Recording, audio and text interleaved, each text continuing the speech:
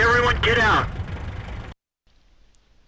Hello tankers and tankettes, welcome to another of my replays. Today I'm looking at my IS Ace Tanker game.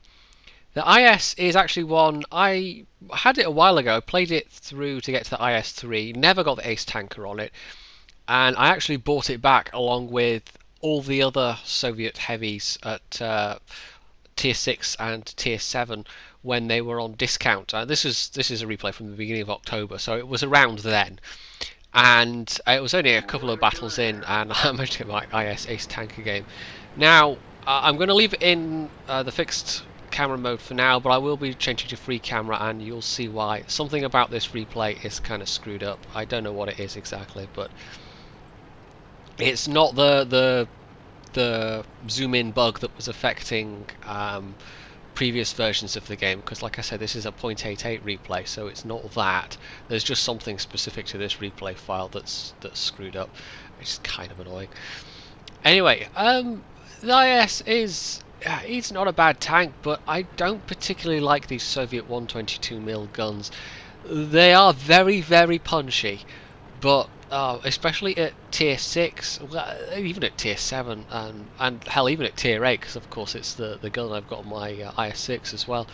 They're just so frustrating a lot of the time. Now, yeah, this is what I mean. So let's see. When I'm in free camera, it's absolutely normal sniper. So I don't know, but just the reload time and the aim time and everything else, it's just so frustrating. Probably, I suspect that's why I don't play my IS-6 that much, just because I find the gun. I mean, the rest of the tank is alright, it's just the gun is so ugh. And a lot of these shots, I mean, in this game, I get fairly lucky, because a lot of these shots, this is not even with 100% crew, you know, the circle, the reticle isn't even fully aimed, and I actually get pretty lucky with my shots going where I want them to. That isn't the case the majority of the time, or at least that's not what it feels like with this gun. And obviously, yes, it's not 100% crew yet, so that has a big impact, but even when you do have 100% crew, I've got like a 400% crew that goes in my IS-6, and that gun still trolls me hard all the time, so the crew will only take you so far with these guns. There's a reason I don't particularly like them. Anyway, yeah, Malinovka encounter mode. I'm a top tier heavy, so I've gone to the hill.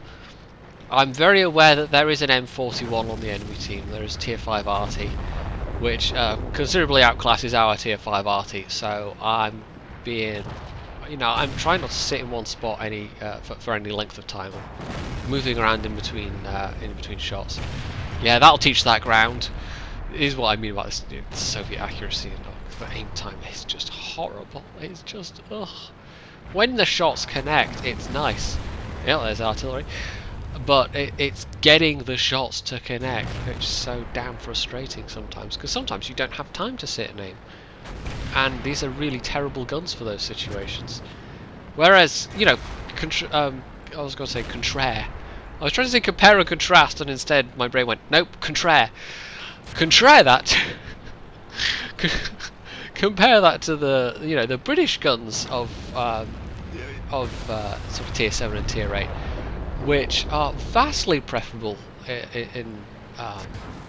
for my playstyle anyway, because they are just they're fast firing, they're accurate. I mean, the 20-pounders especially on the Carnarvon are just they're the complete antithesis of these Soviet derps. They're just wonderful to work with. Anyway, this was a game though where, I mean, that one there, for instance, that wasn't fully aimed and that went in. Oh, there's a shot that went through the turret. I bounced a few, but the turrets on these are not amazing. The IS is okay. It's actually got the same amount of armor as the KV-3 frontally, but obviously the turret is somewhat different, and the oh, hit me to click there. The turret's somewhat different, and the sloping on the front is a bit different as well. You can see here, I'm actually managing to dole out some damage here. These shots are connecting, which is a good thing. We're still even at the moment. It's 4-4, so it's probably going to be make or break on the hill in this match, so it's quite important that I stay alive and that we clear these guys out. But you'll see we're actually doing okay. The IMX is fairly low health, but the IS2, he's still got a few hit points left. 88's been a bit battered, but he's actually managed to get up there, so... Oh, that miss. I've got to suffer through a reload. And try and... You know, we've basically got this, but let's see if we can't help this guy out. I think he's got the stock gun, actually, on that 88. Poor little fella. So there we go, just a poor lonely Churchill 1 left now. 35 hit points. I feel bad for that guy. Yeah, he wasn't going to bounce those shots. So there's some tank destroyers to take care of, but we won the hill. 10-6. We've basically, we've got this, pretty much. Now, sniping with this gun. Okay. Okay. The 100Y is down, so I'm going to fire off a shot at the last known position of that Jag Panther. Who knows if it actually hit or not. So, let's speed it up a little bit, because it's just me plummeting down the hill. The mobility, I can't fault the mobility of the IS. It's a much more pleasant tank to play, at least for me, than the KV-1S. Just because the gun stats get buffed. But on the whole, I prefer my KV-3 to the IS. That's another one I went and rebought, actually, it's the KV-3. Oh, enemy KV-1S. Look at that aim time. Oh, you could go read a novel. Ha! I'm Iraq. Okay. Okay. Yeah, the KV-3, just because you've got more armor, or at least I think more effective armor, and you've got the ability to sit there and actually take the shots. I should say, I will, with both the IS and the KV-3, I will sometimes play them with the 100mm guns, just if I'm getting too frustrated with the 122mm guns. I'll just bonk in the 100mm because they have, apart from Alpha, they have superior stats in pretty much every regard, and the same penetration. So, yeah, better accuracy, better aim time. Just sometimes I just cannot stand these 122mm guns, and I think, right, no, not going to do those today. 100mm it is.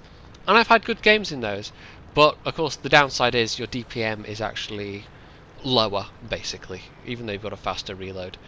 Which is a pity, but yeah, if you want the best guns on this, you do kind of have to use the 122s, but the 100mm, you can do damage with them, you can be effective with them. It's just a matter of luck more than anything else. So there we go, full health SU, he's fired. I'm actually going to go around him, because I've got the ability to do that. Let's see if we can't ninja the kill. Oh, there we go. Yes, I do. Well, now, 5 kills. I might actually walk away with Top Gun if I can get artillery, but the question is, can I get artillery? So let's speed it up slightly. Basically in a race now. Not only do I have to find artillery, I have to be able to hit artillery before anyone else hits him. So I've got people, you know, I've got the IS-2 there and the 88, the VK, the SU-152. So yeah, there's going to be a considerable. I'm so good at speaking today. A considerable array of guns pointed in this direction. So this is where I'm pretty sure he's going to be. And yep, there he is. Total snapshot, and it works. There was every chance that would have just flown into the ground underneath him, but it didn't, fortunately, and fortunately for my blood pressure. Because I think that would have been just a bit too frustrating. Anyway, so yeah, that was Top Gun. That was my Ace Tanker badge. Like I said, that was not bad. It was one of the better games I've had in the IS. Walked away with nearly 1500 XP before premium, 3.6k damage, and on the whole, it was a pretty decent result. I don't take the IS out that often, but I thought it would be quite nice to have. I basically have now every Soviet heavy apart from the IS-8 and the IS-7, and I may be able to do. I mean, I did it with the possibility of then going and doing reviews on those at some point, but also I might be able to do a more in-depth look at the whole lines, maybe. But I'd quite like to have the IS-8 and the IS-7 before I do that, because yeah, Soviet tanks, the Soviet heavy tanks are, I think, some of my most played machines, basically. Although my most played tank at the moment is still the Churchill 3, which is the the Lend-Lease Churchill. It's technically a Soviet tank, but it's not really. It's actually, British Lend-Lease. So, but technically, Soviets are my most played. And my KV4 is actually catching up to the top of the list fairly fast. Still got a few hundred battles to go before it overtakes the Churchill 3, but I likes me some KV4.